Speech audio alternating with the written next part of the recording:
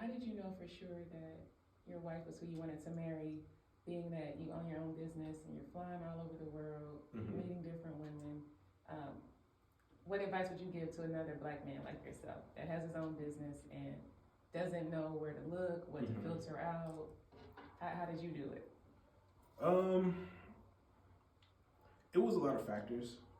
I think the number one factor in my marriage was God. The way I met her, I felt like God brought us together. I met her in Mexico. I was on a guy's trip. She was on a girl's trip.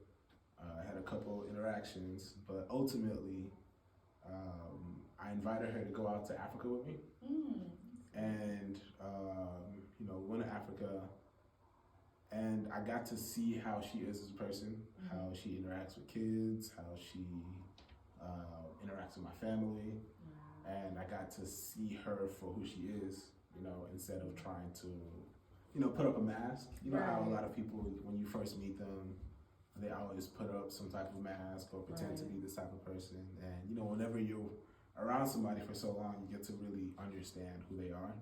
And me being in Africa with her for a month just let me understand, okay, she's a stand-up. You was with her in Africa for a month? Oh, wow. I was like, this is a stand-up woman. All the girls I've talked to or dated before, they didn't even have the mindset that she had. Wow. And that's really, I'd say the next point is the mindset. Because now I talk to her about business, I talk to her about, investing, properties, whatever the case may be, and she's giving me ideas and recommendations and adding on instead of the first thing is, let's go shopping or something like that. Right. When I met her, she had her own business. Okay. She was making her own money, so it was like, okay, I could get in this relationship and I don't have to pay for everything. Right. And as a man, don't get me wrong, we love spoiling our women. Okay. But I'm not trying to inherit a bill, as far as dating, if that makes sense. Yeah. So it was like, okay, she makes her own money. She's a cool person.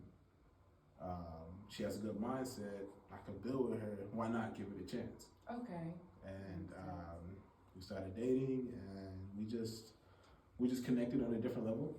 Okay. In that sense, and that's kind of how my story went.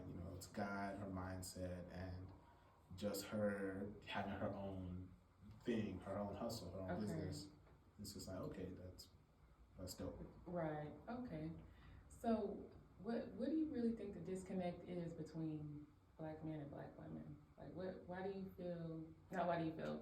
What's your opinion on why we can't all be connected, all get married, have our children, run our businesses?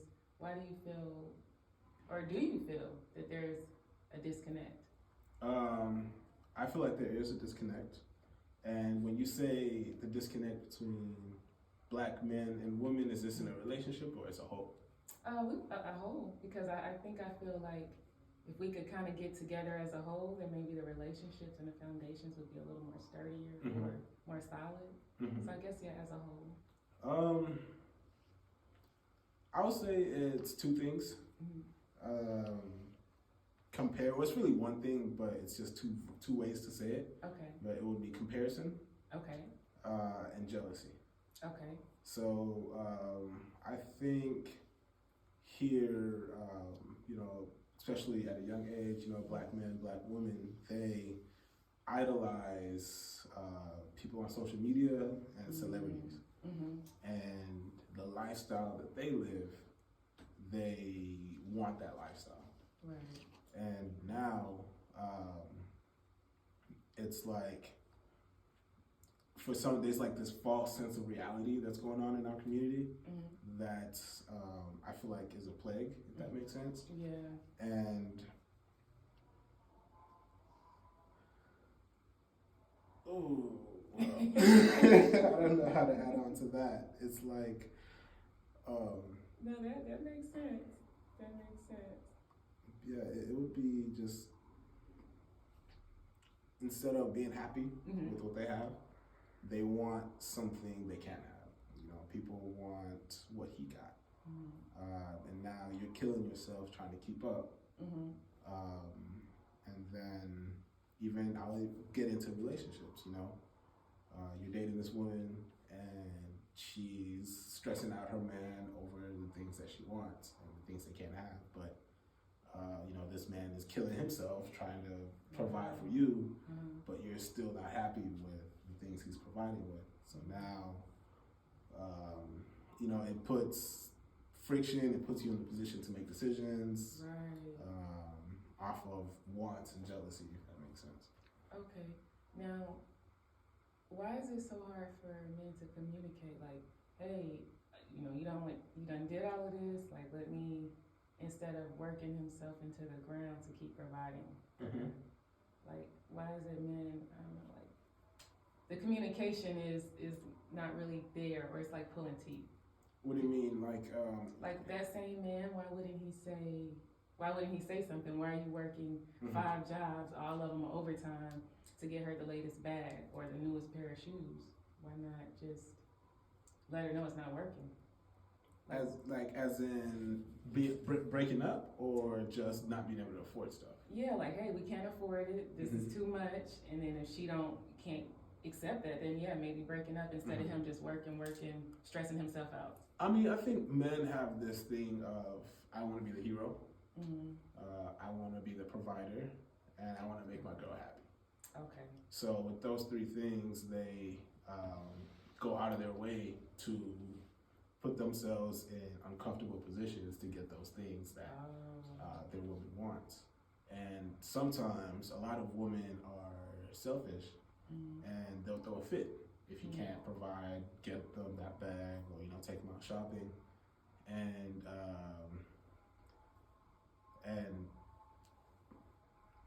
it just keeps going. It just keeps going. Just now keeps he's going. Miserable at the bar every night, taking shots. And okay, so to bridge the gap on that is what? Just set realistic expectations early on. I think men try to flex early on, and they provide a lifestyle that they can't upkeep for their women. Like, for example, like, let's say on their first date or something like that, you fly a woman out, or take them to an expensive restaurant, or you take them shopping, whatever the case may be. You spend a bunch of money. Yeah. Go another day, you spend a bunch of money. Go another day, you spend a bunch of money. It goes on for a little bit, and then reality sits in, and now you can't afford these expensive dates. Right, and she's looking she's like, oh, that's what I'm used to from you. Why are we not taking valet? Why are we eating at Olive Garden right. versus, the Maggiano's. Yeah, exactly. So it's like, just be real. Okay. And I think if it gets into the conversation of financial literacy, you make decisions off of a budget. Okay, right. I have $500. I can spend this month on food. Communicate that. Hey, on average, I spend $500 on dates. Right. Are you okay with that? Yeah.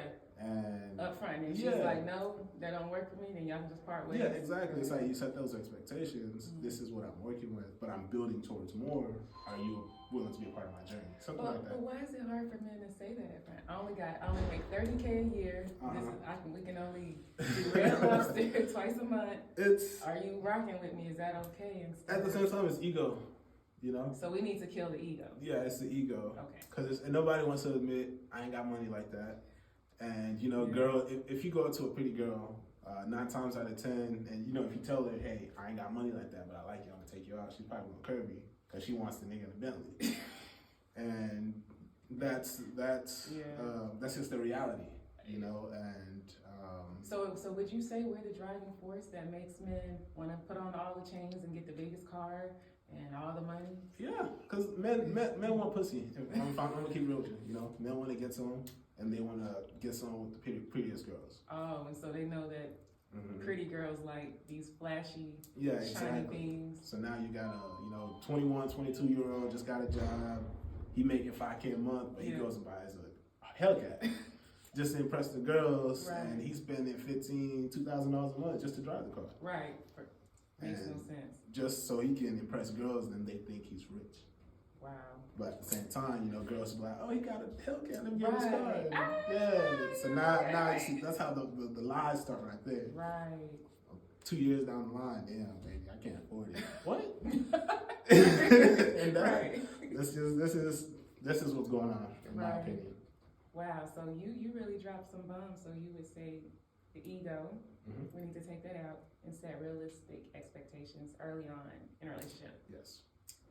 That will take the relationship so far, you know? Right, Like right. in my marriage, it's like, yeah, I like to go out and spoil my girl when I can, but it's not a everyday thing. You know, I let her know, hey, I'm working to invest in our future.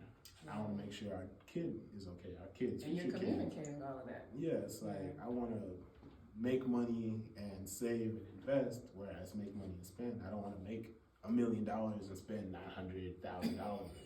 Right. I want to put away at this, like, you know, 50% of it. Right. And then now we could get a house later or, you know, those nice cars later. But right now, I'm not trying to put on the image. I'm trying to make sure that we're okay later, if that makes sense. That does.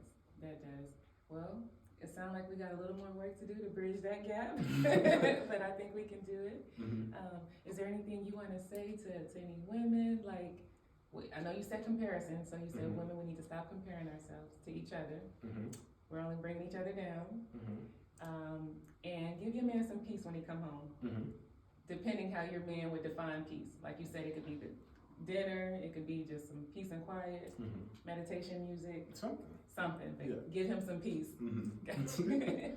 It's like nobody wants to come home and argue, but at the same time, you know, I understand that.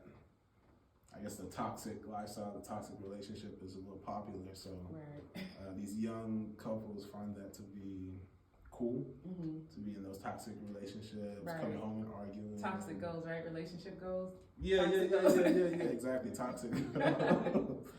And it becomes cool. Now they start recording it. Right. And now these little toxic moments on social media, and it turns into a whole another thing that doesn't last. It just burns out, honestly. Right. So we got a big bridge gap. No.